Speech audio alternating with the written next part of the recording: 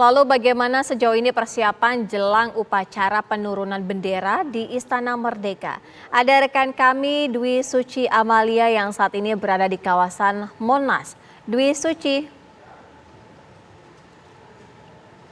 Ya, Syira, untuk persiapan sendiri memang khusus di kawasan Monas sudah mulai terlihat menjelang detik-detik ataupun pelaksanaan upacara penurunan bendera merah putih yang rencananya akan berlangsung sekitar pukul 5 sore nanti. Khusus untuk kawasan Silang Monas ini ataupun kawasan Monas ini nantinya akan menjadi tempat untuk pengembalian dari bendera duplikat bendera Sang Saka Merah Putih dan juga naskah teks proklamasi ini yang tadi pada pagi tadi juga sudah diarak melalui kirap menggunakan kereta kencana Ki Jagaraksa, dan nantinya akan dilakukan prosesi kirap yang sama untuk pengembalian dari tadi pagi yang dibawa ataupun dikirap dari kawasan ataupun tepatnya di Monumen Nasional dan akan kembali ataupun dikembalikan lagi di Monumen Nasional ini. Nah, untuk pelaksanaan waktunya sendiri memang kalau kita ketahui bahwa dari rundown acara ataupun rundown upacara memang saat ini khusus untuk di Istana Merdeka sudah dimulai acara hiburan sekitar pukul 15.20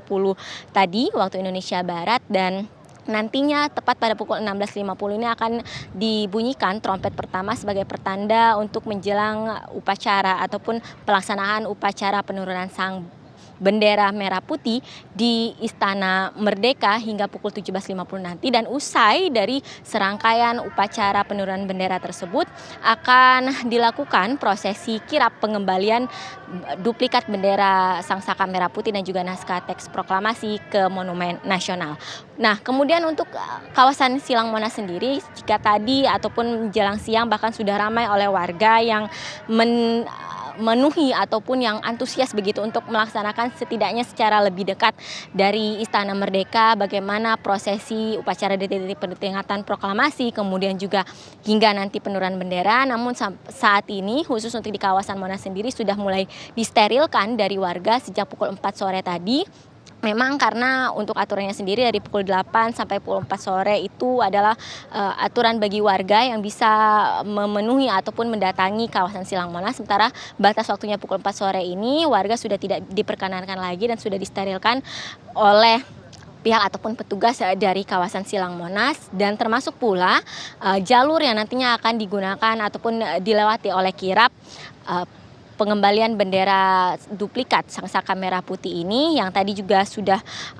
sempat ada beberapa kendaraan yang terparkir ini sudah mulai disterilkan dan warga pun sudah tidak memenuhi area sini lagi, sehingga bagi masyarakat yang tadinya berada di kawasan Monas ini hanya bisa melihat dari luar kawasan Silang Monas. Untuk arus lalu lintas sendiri, Syira, memang situasional sifatnya karena kita ketahui bersama bahwa untuk pelaksanaan upacara penurunan ini juga masih